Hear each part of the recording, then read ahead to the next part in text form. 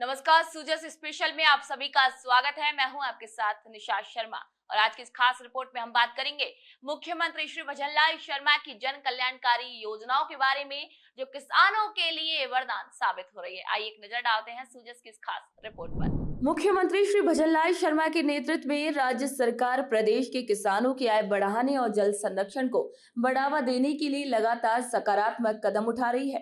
किसानों को कृषि कनेक्शन के लिए अब उन्हें डिस्कॉम कार्यालयों से खेतों तक कनेक्शन से जुड़ी विद्युत सामग्री का परिवहन नहीं करना पड़ेगा। डिस्कॉम स्वयं के स्तर पर ही बिजली कनेक्शन वाली खेतों तक कृषि कनेक्शन के उपकरण पहुंचाएगा। इससे किसानों को समय के साथ साथ धन की भी बचत होगी, साथ ही उन्हें परेशानियों से भी निजात मिलेगी। ये सुविधा किसानों के लिए एक बड़ा लाभ है, क्योंकि उन्हें अब कृषि कनेक्शन प्राप्त करने के लिए डिस्कॉम कार्यालय जाने की आवश्यकता नहीं होगी। डिस्कॉम अब स्वयं ही आवश्यक सामग्री को किसानों के खेतों तक पहुंचाएगा। आपको बता दें कि एक कृषि विद्युत कनेक्शन के लिए बिजली के पोल से लेकर ट्रांसफार्मर, विद्युत केबल, इंसुलेटर और एस्केलेटर जैसी कई प्रकार की सामग्री की जरूरत रहती है।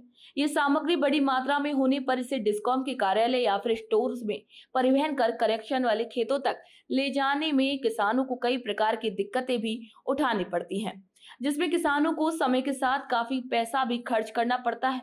लेकिन अब किसानों को इन सभी परेशानियों से छुटकारा मिलेगा। दीग विद्युत विभाग के अधिशासी अभियंता श्री रामहंस मीणा ने बताया है कि नए कृषि कनेक्शन के लिए अब किसानों को डिस्कॉम कार्यालय या फिर स्टोर से अपने खेत तक विद्युत सामग्री या फिर परिवहन या फिर ढुलाई स्वयं नहीं करनी पड़ेगी।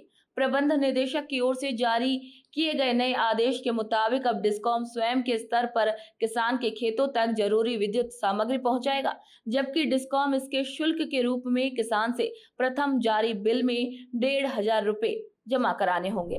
वर्तमान में हमारे खंड कार्यालय में कृषि कनेक्शनों के लाइनों का कार्य होना बाकी है, लंबित है। इनको पूरा करने में हमारे सामने कुछ समस्या रही थी, जिसमें एक मेन समस्या थी कि उपभोक्ता द्वारा कार्यालय से सामान को साइड ले जाना पहुंचाना।